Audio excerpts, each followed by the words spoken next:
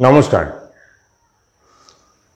সমস্ত দর্শক বন্ধুদের শুভেচ্ছা, ভালোবাসা, অভিনন্দন জানিয়ে আজকে একটা নতুন পর্ব শুরু করছি। আজকের ওষুধ হিপার সালফার ইন শর্ট। আমরা জানি hepar sulphur chilli patient, hyper sensitive, এর কমনেস্ট সিমটমস যেমন পাই স্টিচিং পেন এবং ফিয়ার টাচ অফ বিইং, এগুলো আমরা কমন সিমটমস। বাট এই কমন সিমটমসের বেস করে আমরা সবসময় কেস কিন্তু পাই না। তাই এর মানসিকতার দিকটা যদি একটু চিন্তা করা যায় তাহলে ব্যাপারটা অনেক ক্ষেত্রেই খুব সহজ হয়ে যায়। তেমনই একটা উদাহরণ আজকে আমার এক বন্ধুর একটা পেশেন্ট, সেই কেস দিয়েই আমি শুরু করব। যেমন একদিন এক ভদ্রলোক, বছর 35-40 বয়স, সে তার মাকে নিয়ে ওনার চেম্বারে এসছেন। মার যখন সব দেখা হয়ে গেল, ওষুধ হয়ে গেল, তারপর উনি বলছেন এবার আমার ওষুধ নেব। উনি পেশা একজন স্কুল মাস্টার। ওনার সমস্যা যে পেটে গ্যাস হয়। মা বলছেন ওর মেজাজটা একটু খারাপ, মানে সহজে রেগে টেগে যায় এরম ব্যাপার। বলতে বলতে উনি বলছেন যে আমি ছেলে মেয়েদের খুব ক্লাসে খুব কেয়ার করে পড়াই, কিন্তু ওরা যখন পড়া পারে না আমি প্রচণ্ড রেগে যাই। এটা বলতে বলতে বলছেন, আমার বন্ধু বলছেন যে ওর মুখ টুক সব পাল্টে গেল, হাতটার যেন একবার গুটিয়ে, মনে হচ্ছে যেন এখনই কেউ মেরে দেবে, এইভাবে রেগে যায়। এইটা উনি দেখলেন, তা বলছেন তারপর কি হয়, কি করেন? বলে খুব রাগ হয়, ওই দিন মেরেও দিই। এবং ওনার আচরণ নিয়ে স্কুলে গার্জিয়ান মিটিংস হয়েছে একাধিকবার। মাঝে উনি একটা ছেলেকে খুব ঘুষি মেরেছেন, যাতে একটু ওর শরীরটা বেশ খারাপ করে গেছিল। পরে যদিও সুস্থ হয়েছে। এরকম একটা অদ্ভুত পরিস্থিতি। উনি বলছেন যে আমি প্রত্যেককে পড়াই, লাইন ধরে ধরে ভালো করে বুঝিয়ে বুঝিয়ে বুঝিয়ে বুঝিয়ে পড়াই, তাহলেও করবে না কেন ওরা? এইটা ওনার মধ্যে খুব খেলে, যার জন্য এইরকম আচরণ করে ফেলেন। এবং উনি যে ছেলেটাকে একটু জোরে মেরে ফেলেছিলেন, সেই ছেলেটার পাড়া দিয়েই ওকে যেতে হয়। অনেক দিন ভেবেছেন রাস্তা আর মেরে টেরে দেবে না তো কেউ, কিংবা ধরে মারবে না তো, ইত্যাদি ব্যাপার এইরকম ভেবেছেন। পরে বলছেন এই অবস্থার মধ্যে আমি চলছি, কিন্তু আমার গ্যাসটা একটু কমিয়ে দেন। এই পেটে গ্যাস খুব অসুবিধা করে আমার। এই নিয়ে যদি এই ব্যাপারটা দেখা যায় তাহলে দেখব, প্রথমে একটু বলে রাখি, হিপার সালফার যেমন hyper sensitive both mentally and physically, এবং হিপার সালফার হচ্ছে ফ্যামিলি ওরিয়েন্টেড পেশেন্ট, অর্থাৎ ফ্যামিলি নিয়েই এর ভাবনা চিন্তা, ফ্যামিলি নিয়েই চিন্তাভাবনা, তাদের নিয়েই তাদের কেয়ার্স, তাদের খেয়াল ইত্যাদি নিয়েই তার চলা। তো এইখানে কি হয়েছে, এই যে ছেলেটি ওর ছাত্রছাত্রীদের, ক্লাসের ছাত্রছাত্রীদের ওর নিজের লোক ভেবেছে, নিজের লোক, নিজের আত্মীয় স্বজন, নিজের ফ্যামিলির লোক। তাই ওদের খুব কেয়ারফুলি পড়ায়, লাইন ধরে ধরে ধরে ধরে। অথচ ওরা যখন পড়া না পারে তখন আর সহ্য করতে পারে না। এই সিচুয়েশনটা যদি আমরা দেখি তাহলে এটা কি? তাহলে সবাইকে ফ্যামিলি পার্সন পাচ্ছে, অর্থাৎ লাভ ফ্যামিলি আছে, অ্যাংজাইটি ফ্যামিলি আছে। আমরা দেখব কেয়ারফুল অফ রিলেটিভস। ওই যে ছাত্রছাত্রীদের ও ফ্যামিলির লোক আত্মীয় স্বজন ভেবেছে, নিজের লোক ভেবেছে, তাই ওদেরকে পড়ায়। আর এটা যখন সুন্দর করে পড়ানো হয়, লাইন বাই লাইন ধরে ধরে পড়ানো হয়, তারপরেও যখন পারে না তখন রেগে যায়। যার জন্য একটা রুব্রিক এখানে পাবো আমরা, যে কি ইম্পালস মরবিড। ইম্পালস কি? Sudden urge to do something, যেটা অস্বাভাবিক, যেটা তার অস্বাভাবিকতা প্রকাশ করে দেয়। এর মধ্যেও সেরকম হয়েছে, আর ওরকম হয়েছে বলেই ওই ছেলেটাকে মেরে দিয়েছিল। এবং মাঝে মাঝে একে তাকে মারধর দেয়, যার জন্য তার স্কুলে গার্জিয়ান মিটিং হয়েছে, ওকে বলা হয়েছে একটু এসব কম করবেন। কিন্তু এটা তোর রোগ, এটা তোর ভিতরের ইম্পালস, ভিতরের ইনস্টিংক্ট।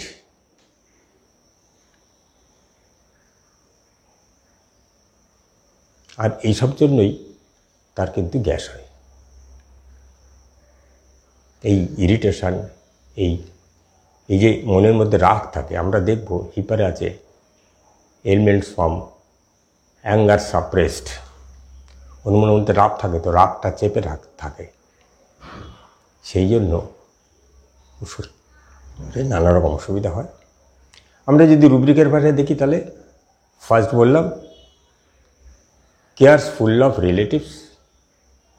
তারা বলছে কি ওই পাড়া দিয়ে যাওয়ার সময় ওর ভয় লাগে, মাঝে মাঝে মনে হয় কেউ মারবে না তো ধরে, দ্যাট ইজ কাওয়ার্ডিশ।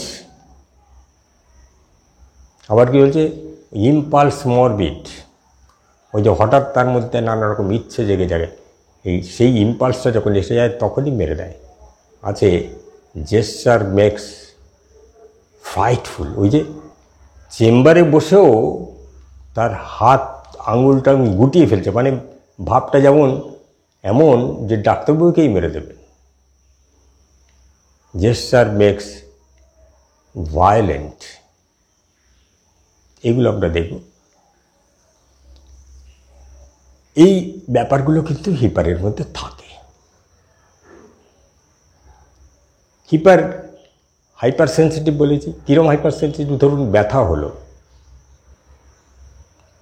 ছুতে দেবে না, ফিয়ার টাচ অফ বিং, ছুতেই দেবে না। আমরা এইখানে আরেকটা ওষুধ পাশাপাশি মনে পড়ে যায়, আর্নিকা। আমরা দেখি আর্নিকার যদি কোথাও চোট লাগে বা ব্যথা হয়, ফোড়া হয় ইত্যাদি, যদি ব্যথা জাতীয় কিছু হয়, ছুতেই দেবে না। ধরুন ডান হাতে হয়েছে, একটা ফোড়া হয়েছে, ডাক্তারবাবুকে দেখাতে গেছে কিন্তু ছুতে দেবে না, না না না না, অন্য হাত দিয়ে গার্ড দেবে। এমনকি রাস্তায় চলতে চলতেও পাশে হয়তো একটা গাড়ি যাচ্ছে, তখন সাইডে হাতটা গার্ড দেয়, মানে অ্যাজ ইফ গাড়ি যেন লেগে না যায়, কোনো লোকের সাথে যেন তার টাচ না হয়। এমনকি ডাক্তারখানা গেলেও ডাক্তারবাবুকে দেখতে দেবে না, ছুতেই দেবে না। কিন্তু হিপার কি বলবে? আমরা একটা সিমটমস পাবো সেন্সিটিভ মোরাল। আর্নিকায় কিন্তু সেন্সিটিভ মোরাল আর্নিকা নেই, এখানে হিপার আছে। তো কি করে? যেই ডাক্তার বলবে আর না দেখলে কি করে বুঝবো, তখন বলবে ও আস্তে আস্তে ছুতে দেবে, দিয়ে বলবে সেগুলো লাগে না জানো, লাগে না জানো, লাগে না জানো, এইটা বলতে থাকবে। তারপরে যদি জোরে লেগে যায় আবার চেঁচিয়ে উঠবে, যদি না লাগে তাহলে মোটামুটি ঠিক আছে। তাহলে hyper sensitive both mentally and physically বলেছি। তা ফিজিক্যালি এরকম ফোড়াটা ছুতেই দেবে না, আবার আস্তে আস্তে দেখতে দেবে, ওর মোরাল ফিলিং আছে, তো ডাক্তারবাবু বললে তখন একটু শুনবে, কিন্তু ব্যথা লেগে গেলে বলবে।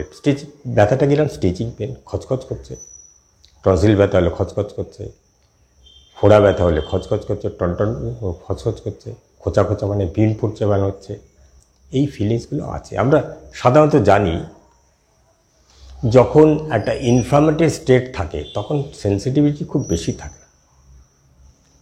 হিপার হচ্ছে যখন সাপুরেশন হয় তখনও সেন্সিটিভিটি, হাইপার সেন্সিটিভিটি থাকে। এটা ওর ক্যারেক্টার, মেন্টালিও তাই।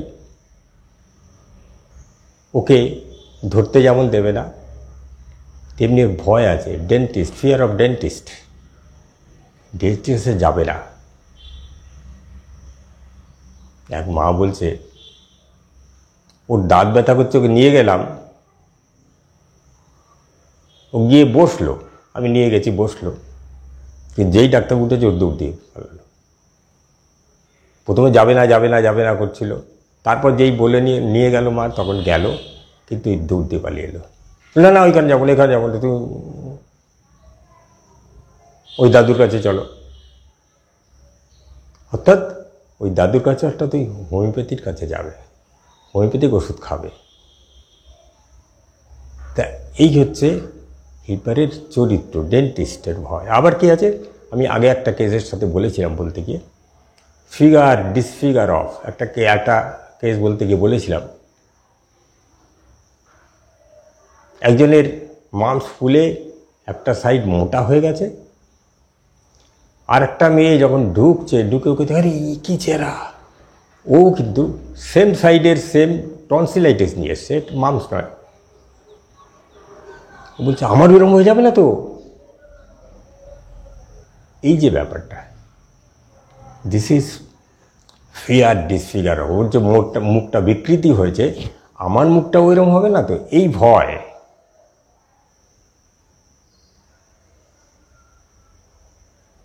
আবার কি আছে, এর যে ইম্পালস, অদ্ভুত অদ্ভুত ইম্পালস আছে এর। যেমন হঠাৎ মনে হয় রাগ হলে খুন করে দেবে। যেমন আমরা একটা সুন্দর রুব্রিক পাই, বারবার wants to kill his customer. বারবার মানে কি, চুল কাটতে গেলে সে বারবার ভাবে চুলটা দিই চালিয়ে, ওর যখন ইম্পালস আছে দিই চালিয়ে। কোনো কথার কন্ট্রোভার্সি হলেই এরম হয়। এই ব্যাপারটা যেমন আমরা স্বাভাবিকভাবে দেখবো, এর মানে অ্যাঙ্গার ট্রিফেলস আছে, সামান্য দিয়ে রেগে যায়, তখন একটা আমি কিছু কাণ্ড করে ফেলার ইচ্ছা হয়। কিন্তু এইটা খুব মেটাফরিক্যালি ভাবা খুব দরকার। কেন বলছি, কারণ একটা বারবার, অর্থাৎ সে চুল কেটে দাড়ি কেটে লোকেতে পয়সা পায়, সেইটাই তার রুটি রুজি। এই রুটি রুজি যেখানে আছে ও তাকেই মেরে দিতে ইচ্ছা করে, কিল ডিজায়ার সেখানে আছে। বারবার wants to kill his customer. কাস্টমারকে যদি মেরে তাহলে খাবে কি? এই যে ব্যাপারটা, অর্থাৎ যেখানে ওর সোর্স অফ ইনকাম, যেখানে ওর রুটি রুজি, যেখানে ওর জীবনধারার সঙ্গে যুক্ত রয়েছে, সেই মানুষটাকেও মেরে দিতে চায়। এরমই ইম্পালসের, এরকমই সাডেন রেগে যাওয়ার প্রবণতা, এটা হিপার সার্ভার। আবার উল্টো দিকে এই যেমন কাওয়ার্ডিস আছে, উল্টো দিকে মোরাল ফিলিং আছে। একটা ছেলে, সেটা কোনো কারণে রেগে গিয়ে এরম রেগে গেল, মানে মেরেই দেয়, কোনো ক্রমে তাকে ঠেকানো হলো, যেহেতু তার গার্জিয়ানরা বলছে, ও এবার চুপ হয়ে গেল। তো এই যে ব্যাপার, তার মোরাল ফিলিংস আছে, সেন্সিটিভ আছে, ফ্যামিলিকে ভালোবাসে, তার রিলেটিভসকে ভালোবাসে এবং তাদের জন্য চিন্তা করে।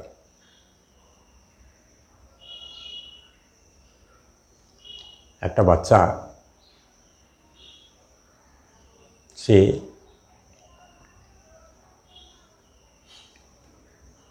ওই 12-13 বছরের মেয়ে, সে বাড়িতে মাকে কাজকর্মে হেল্প করে। বলছে ও যখন হোস্টেলে যাওয়ার কথা হলো, একটা স্কুলে চান্স পেল, বোর্ডিং স্কুলে যখন চলে যাওয়ার কথা হলো, তখন ও রেগে যাচ্ছে। কেন? ও বলছে তাহলে তোমার কে হেল্প করবে, তোমাকে কে দেখবে? তুমি বাবাকে ওষুধ দিতে ভুলে যাও, তাহলে বাবাকে কে ওষুধ দেবে? তাহলে দেখুন, ওর ক্যারিয়ারের কথা ভাবছে না, ওর পড়াশোনার কথা ভাবছে না, ভাবছে কি বাবাকে টাইমলি ওষুধটা কে দেবে মনে করে। মার কাজে পেরে যখন উঠবে না, তখন তাকে হেল্পটা কে করবে, এই মোরালিটি কিন্তু হিপারের মধ্যে আছে।